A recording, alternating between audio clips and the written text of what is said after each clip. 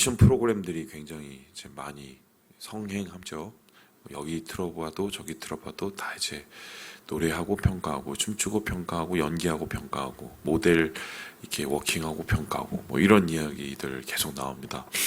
우리나라가 유독 이렇게 오디션 프로그램이 많은 이유는 어렸을 때부터 이 경쟁 속에서 자라오기 때문에 보고 즐기는 것도 누군가 경쟁하는 것을 보아야 이게 직성이 풀리나 봐요. 그래서 다른 나라들보다 굉장히 이 오디션 프로그램이 발전돼 있는데 이제 오디션 프로그램의 묘미는 두 가지인 것 같아요. 새로운 인물, 새로운 사람을 이제 발견해내는 기쁨, 그리고 그런 사람이 이제 성장해가는 것을 이제 바라보는 기쁨. 그래서 그곳에 이제 뉴 스타죠, 뉴 페이스, 거기에 대한 것. 그리고 두 번째는 뭐냐면은 그렇게 나오는 사람들을 평가하고 또 그들에 대해서 조언을 해주는 심사위원이라는 사람들, 이제 그들의 이야기를 듣는 것이 또 하나의 또 묘미라고 할 수 있겠습니다. 하루에 뭐 어떤 경우는 100명 이상의 사람들을 보는데 이제 그 중에서 이제 제대로 추려내고 평가하고 또 제대로 순위를 매기는 그런 과정을 이제 그 심사위원들이 감당하는 거죠. 자, 그렇다면 그렇게 많은 사람들 중에 심사위원은 어떻게 공정한 평가를 할 수 있을까 이제 고민을 해보는데요.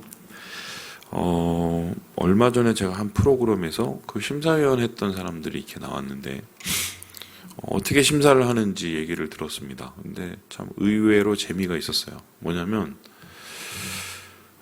딱 두 마디만 들어보면 안 됩니다. 그러니까 맨 처음에 호흡을 딱 하면서 노래를 이렇게 뱉잖아요. 그러면 노래를 딱 두 마디만 들어봐도 안다는 거예요. 이 사람이 될 사람인지 안 될 사람인지 실력이 어느 정도 되는 사람들인지. 그러니까 어떤 사람은 또 뭐라고 하냐면 아니 난 한마디만 들어봐도 안다라고 얘기하더라고요. 그런데 또 그 중에 한 분은 또 뭐라고 하냐면 나는 걸어 들어오는 것만 봐도 안다는 거예요. 근데 진짜 이제 뭐 장난 삼아서 혹은 뭐 호기로 그렇게 얘기를 하는 게 아니라 진심으로 그 얘기를 하더라고요. 아마 이런 거 아니겠어요? 같은 걸 경험해 봤기 때문에 어떤 마음인지 어떤 입장인지 어떤 준비를 했는지 분명히 어느 정도 눈에 보일 것이 분명하고, 그리고 많은 사람을 봤으니까 그 사람들의 패턴들이 보이겠죠. 그 패턴들을 보면서 이 사람은 좀 괜찮겠구나, 나쁘겠구나. 물론 이제 다 그게 맞지는 않지만 예외적인 부분도 있지만 얘기를 들어보니까 7, 80%는 거의 맞다는 거예요. 처음 시작만 봐도 끝까지 다 보인다고 이야기를 하더라고요. 왜 제가 이 말씀을 드리냐면 오늘 솔로몬의 이야기가 바로 솔로몬의 처음의 이야기이기 때문입니다. 솔로몬의 왕이 되고 나서 무엇을 했는지 이곳에 나와 있는데 이곳에 나온 솔로몬의 모습을 통해서 우리는 앞으로의 솔로몬의 왕정, 그러니까 왕의 정치를 엿볼 수가 있죠. 그래서 왜 그가 성공할 수 있었는지, 그리고 왜 그가 실패할 수밖에 없었는지, 솔로몬이 가지고 있었던 그 생애의 명과 암, 빛과 그림자를 동시에 볼 수 있는 대목이 바로 오늘 이 말씀이라고 저는 해도 과언이 아니겠다. 자, 그렇다면은 솔로몬은 왜 최고의 왕이 되었을까라고 한번 질문을 해볼 때 하나님께서 이 솔로몬을 그렇게 축복하셨기 때문입니다. 우리 함께 12절의 말씀을 같이 한번 읽어보도록 하겠습니다. 시작. 내가 내 말을 하여 내게 지혜롭게 청명한 마음을 주노니 내 앞에도 너와 같은 자가 없었거니와 내 뒤에도 너와 같은 자가 일어남이 없으리라. 하나님께서 솔로몬에게 마음껏 축복해 주시는데 너와 같은 자가 없을 것이다 라고 얘기합니다. 앞에도 뒤에도. 어떤 부분에서 너와 같은 자가 없느냐. 12절에 보니까 지혜와 총명한 마음, 굉장히 똑똑하고 사리 판단과 분별을 되게 잘할 수 있는 왕이 최고라는 것입니다. 더불어서 13절을 보니까 부귀와 영광도 너와 같은 자가 없을 것이다 라고 이야기를 합니다. 그래서 이 사람은 모든 것을 다 가질 수밖에 없었던 그런 사람이었다. 더불어서 14절을 보니까 내 날이 길게 하리라. 한마디로 하나님께서 그의 통치와 그의 수명조차도 길게 만드시는 장수의 축복까지 누리는, 그래서 이러한 모든 것을 가지는 솔로몬을 많은 사람들이 부러워하죠. 솔로몬의 이름이 아직까지도 이곳저곳에서 발견되는 이유라고 할 수가 있겠습니다. 이 일이 왜 일어났느냐, 이러한 하나님의 온전한 축복의 모습이 왜 일어났느냐 했었을 때 성경은 이에 대해서 이렇게 이야기를 하고 있는데요. 우리 함께 4절의 말씀을 같이 한번 읽어보도록 하겠습니다. 시작. 이에 왕이 제사하러 기브온으로 가서 거기는 상당히 큼이라. 솔로몬이 그 제단에 1,000번제를 드렸더니. 여러분, 그렇게 우리가 잘 알고 있는 1,000번제 때문이다 라고 이야기를 하고 있습니다. 자, 그런데 여기서 되게 특이점이 발견됩니다. 첫 번째, 1,000번제가 말 그대로 1,000번 하나님 앞에 제사를 드린 거는 아니다라는 겁니다. 1,000번제를 이렇게 얘기를 했었을 때, 그래서 1,000일을 하나님 앞에 예배하라 이렇게 가르치신 분이 있습니다. 그래서 그냥 1,000일을 예배하는 게 아니라 1,000일 동안 뭘 해야 됩니까? 헌금을 끊이지 않고, 하루에 10,000원이면 10,000원, 하루에 5,000원이면 5,000원, 1,000번제를 하면 하나님께서 이런 축복을 주신다 이렇게 얘기하시는 분들이 있습니다, 간혹. 그런데 그거는 성경을 제대로 읽지 못한 겁니다. 1,000번제를 드리려면 최소 3년이 필요한데, 오늘 성경을 보면은 1,000번제를 이 3년 동안 드렸다는 말이 없고 1,000번 번제가 드려졌다고 이야기를 합니다. 그러면 정확한 표현은 뭐냐면 1,000마리의 양 혹은 소 이런 것을 하나님 앞에 올려드렸다는 것이죠. 그러니까 자기가 가진 막대한 부를 하나님 앞에 쪼개드려서 태워드렸다. 물론 이것도 정말 대단한 거지만 이렇게 하나님 앞에 최선을 다해서 이 정권 초기에 모든 것을 쏟아붓는 이 모습을 보게 됩니다. 이 모습이 어디에서 이루어졌어요? 기브온이라는 곳에서 이루어집니다. 그래서 제가 인터넷에 찾아보니까 기브온이라고 치면은요, 의외로 두 군데가 나타납니다. 첫 번째는 기브온 해서 이제 기도원이 있고요. 기브온 이래서 또 카페가 있습니다. 대구에 굉장히 큰 카페가 있나 봐요. 기브온 하면 거기가 먼저 나오더라고요. 왜 기브온이라고 이름을 적겠습니까? 여기에서 솔로몬이 소위 말해서 모든 축복을 다 받았기 때문에 이 축복을 상징하는 이 장소, 이것이 이제 기브온이다. 근데 특이한 것은 이 기브온이 어디에 위치했느냐 생각을 했었을 때 예루살렘이 여기면은요, 베델이 위쪽이에요. 북쪽인데 조금 동쪽이죠. 그리고 기브온은 북서쪽입니다. 그래서 기브온이라고 이야기를 한다면은 예루살렘에서 한 10km를 가야 돼요. 그러면은 지금 솔로몬이 어떻게 하나님 앞에 1,000번제를 드렸냐면은, 예를 들어서 소를 한번 생각해 봅시다. 소를 1,000마리를 끌고 기브온이라는 산 꼭대기에 올라가고 제일 그 하이플레이스죠. 제일 높은 곳에서 하나님 앞에 번제를 드린 거예요. 그러니까 그 정성과 또한 그 마음의 중심이 어느 정도였는지 분명히 눈치챌 가능성이 크죠. 그래서 하나님께서 이런 모습을 기쁘게 받으셨다라는 것입니다. 뿐만 아니라 하나님은 이러한 1,000번제의 제사 이를 기쁘게 받으셨고, 그것보다도 더 기뻐했던 부분이 있습니다. 그것이 무엇입니까? 우리 함께 9절의 말씀을 같이 한번 읽어보도록 합시다. 9절입니다. 시작. 누가 주의 이 많은 백성을 재판할 수 있사오리까? 듣는 마음을 종에게 주사 주의 백성을 재판하여 선악을 분별하게 하옵소서. 하나님께서 이 일천번제를 드린 솔로몬의 모습이 너무 기뻐서 꿈에 펑 하고 나타납니다. 그래갖고 야, 내가 뭘 줄까? 금도끼 줄까? 은도끼 줄까? 이렇게 물어봤습니다. 그랬더니 솔로몬이 뭐라고 대답합니까? 아, 금도끼도 아닙니다. 은도끼도 아닙니다. 제가 원하는 것은 뭐죠? 듣는 마음입니다. 이렇게 얘기해요. 듣는 마음이라는 것 옛날엔 지혜라고 표현을 했는데 정확한 표현이 이제는 개역 개정 성경부터 이루어지게 된 거죠. 듣는 마음이라는 것은 뭐냐면 분별하는 마음입니다. 왜 듣는 마음이라고 하느냐? 하나님께서 그에게 말씀하시는 것을 듣고 옳게 판단할 수 있는 그 능력을 달라고 얘기를 했습니다. 이 듣는 마음을 달라고 했다는 것이 하나님의 마음을 굉장히 흡족하게 했는데요. 왜냐하면 듣는 마음을 요청하는 이 솔로몬의 마음에 중요한 것이 있었기 때문이에요. 두 가지예요. 첫 번째는 뭐냐면 겸손의 마음입니다. 그러니까 뭐라고 그랬습니까? 7절에 보니까 이런 얘기 나옵니다.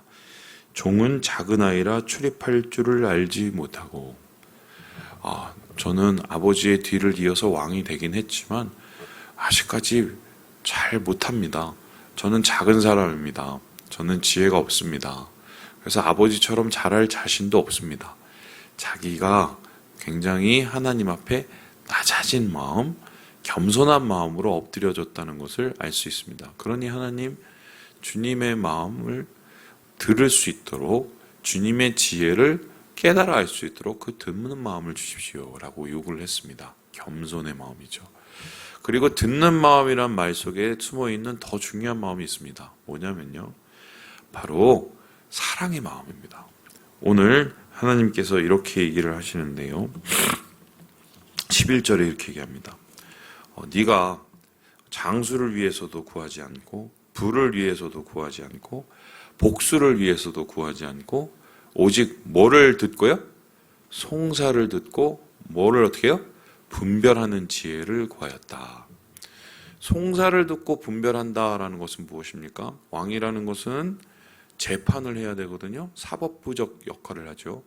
지금도 무슨 검찰이니 판사들이 아무리 여러 가지를 가지고 제대로 이 판단을 하려고 해도 구분 판단, 잘못된 판단을 하는 경우가 굉장히 많이 있습니다. 심지어 정치적인 판단 때문에 얼마 지나지 않아서 뒤집혀질 판단들이 사법부에 계속해서 나타나고 있지요. 그런데 지금 이 솔로몬은 그런 사법부적인 역할, 재판의 역할을 잘 감당하기 위해서 분별할 수 있는 마음을 달라고 이야기를 한 겁니다. 뿐만 아니라 정치를 해야 되죠. 그리고 경제적인 부분에 있어서 뭔가 다스려야 되고 일으켜야 되는 부분들이 있습니다. 그러한 판단들을 잘 선택해낼 수 있도록 하나님께서 분별할 수 있는 지혜를 달라고 요구를 한 겁니다. 그러면 그가 듣는 마음을 구한 것은 자기가 연약함을 깨닫고 겸손했기 때문인과 동시에 잘하고 싶었던 거예요.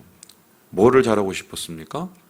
백성들을 잘 다스려서 나라를 잘 만들고 싶었던 것입니다.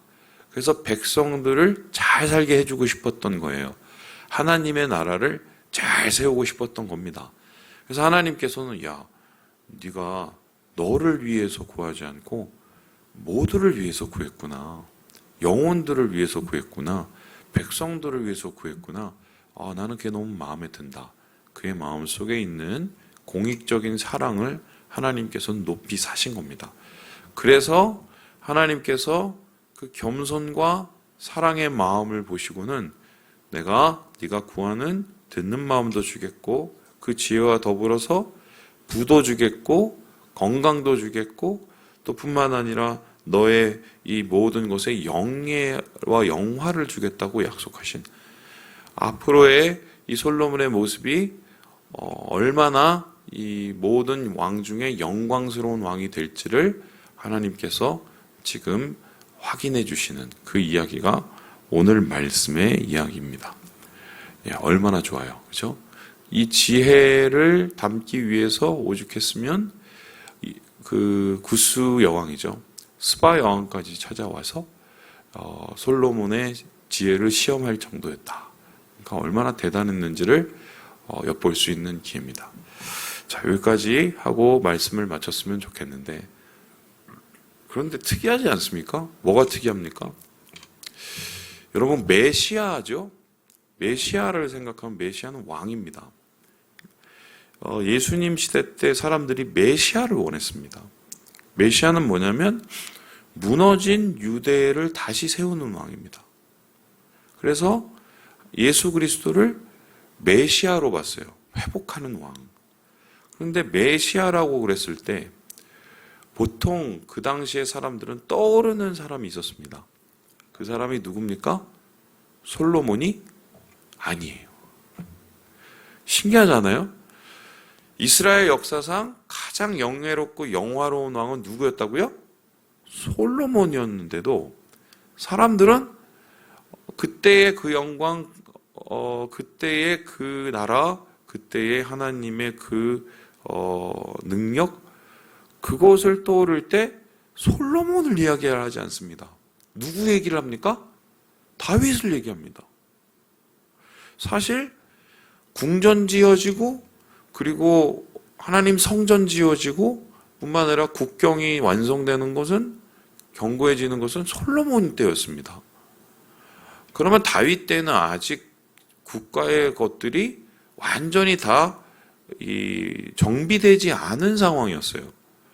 그럼에도 불구하고 사람들은 다윗 왕의 시대가 오길 바라지 솔로몬 왕의 시대가 오지를 바라지를 않습니다. 그 이유가 뭘까요? 솔로몬의 출발이 분명 이렇게 이롭고, 솔로몬의 출발이 분명 이렇게 아름답고 영화로운 것이기는 했지만 그 끝이 어떻게 끝납니까?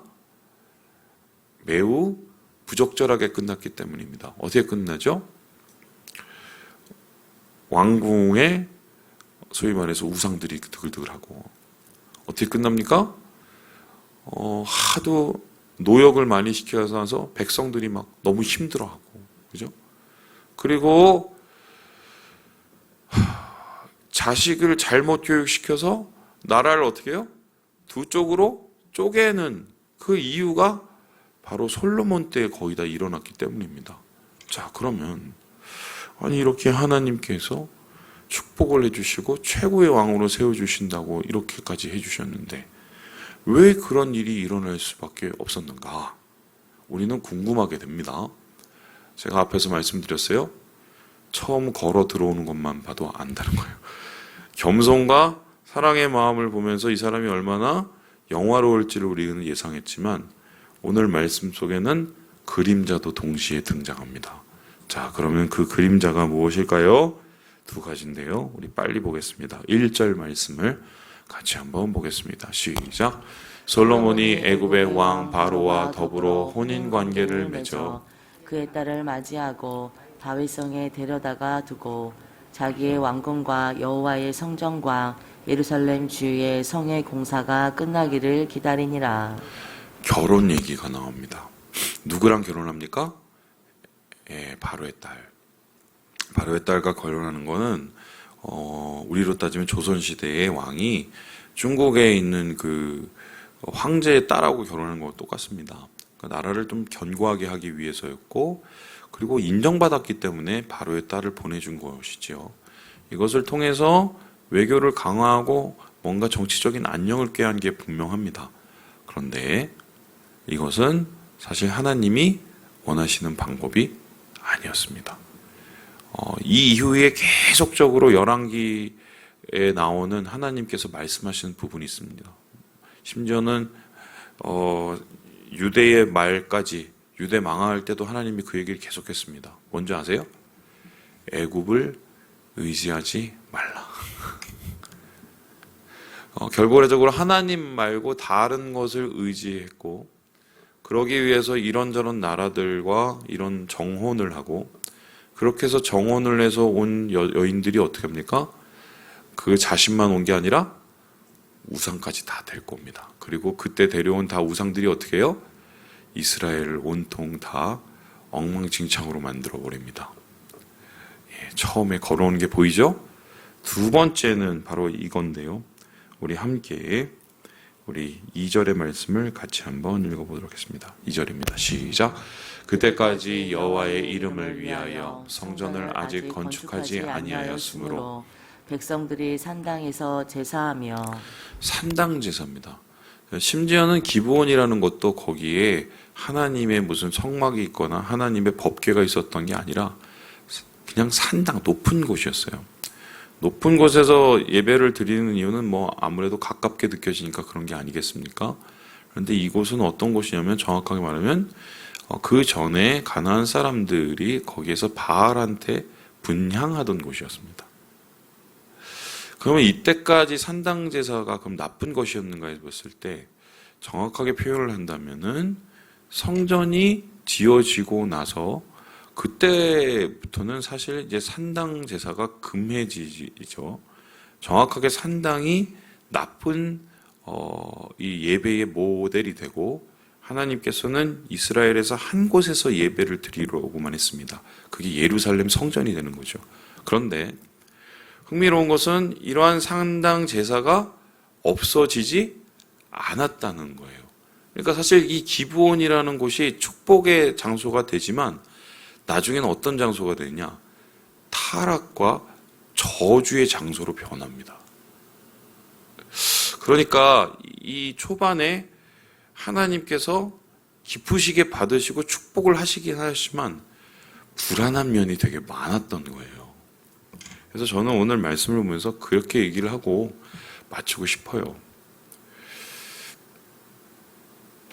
아마 솔로몬이 분별하는 마음을 진짜 처음부터 끝까지 쭉, 그리고 자기를 돌아보는 마음을 처음부터 끝까지 쭉 가졌으면 이런 어둠들은 물리칠 수 있지 않았을까. 그런데 왜 그렇지 못했을까요? 제 생각은 그런데요. 하나님이 뭘 축복해 주시잖아요. 그러면 자기가 잘한 줄 알고 사람들은 대부분 착각합니다. 부족하고 연약하고 아직도 하나님 앞에서 죄된 모습이 있음에도 불구하고 하나님께서 그 작은 모습에 감동해서 축복을 해주시는데 그게 자기가 잘한 줄 알아요. 그래서 그것을 제대로 보지 못하고 넘어지는 게 우리의 인생들이다. 우리를 좀 돌아보고 우리의 마음의 겸손과 분별하는 마음을 끝까지 잃지 않는 그것이 얼마나 중요한지를 오늘 솔로몬의 처음 이야기를 통해서 깨닫게 됩니다. 말씀이 좀 길었습니다.